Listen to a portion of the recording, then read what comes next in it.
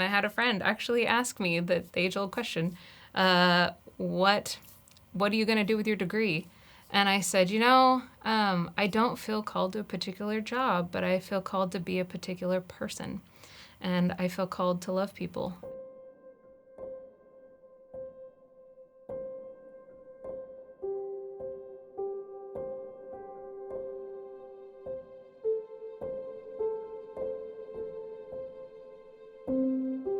This idea of loving people did not just come out of thin air. I mean, obviously, the Lord's love for us impacted me greatly, but something I saw tangibly every day growing up was the love that my mom had for other people.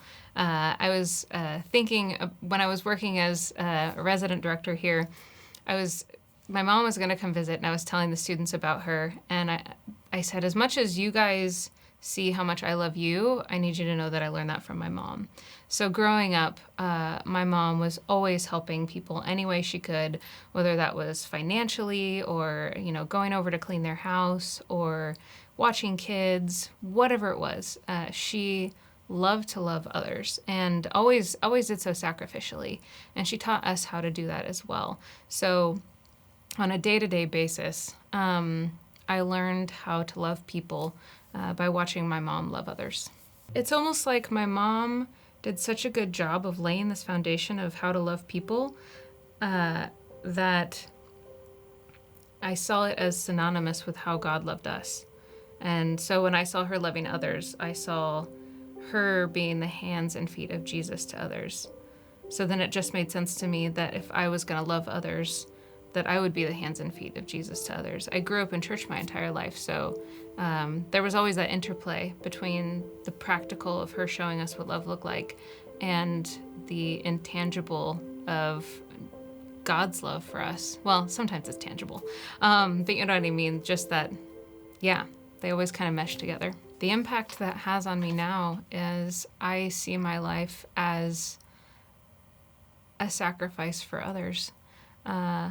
Even down to being a single woman. I'm very purposeful in that. I'm not a victim of not finding Mr. Right. I am embracing the gift that God has given me, which is the chance to live the freedom that I have for others. So I currently live with a family, and I get to love on them. I don't have a husband and kids at home to wait for me, so if a friend is in need at the last minute, I can go and love on them. I can go visit people. I can stay up late, all this kind of stuff, as long as I'm at work on time the next day. But I get to give of myself to others. I get to volunteer at church a lot. And so I still am living that legacy of sacrifice that my mom lived. I'm getting to do that now as well.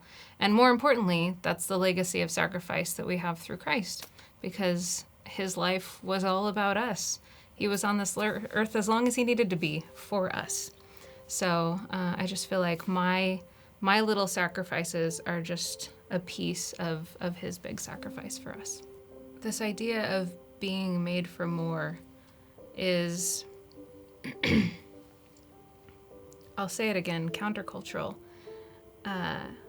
We forget how quickly this life passes and how temporary all these things we have are, all these things we strive for. Everything is so temporary and fleeting. And so that's why we push this idea that we were made for more. More than a job that might end, more than a relationship that might end. Even if the ending isn't, a tragic divorce, but maybe just an old death after years of marriage. Still, things end. We were made for more. We were made for more than these temporary things. We were made for more than this temporary life. And so it's digging to that deeper thing of who we are and who we're called to be, and trying to flesh that out together, so that we can, find out what we're called for, or find out what we're called to, and be able to live into that. Find out who God has made us to be, and in that, learn more about Him. I mean, we think we're learning more about ourselves, but really we're just learning more about Him and His love for us in the process.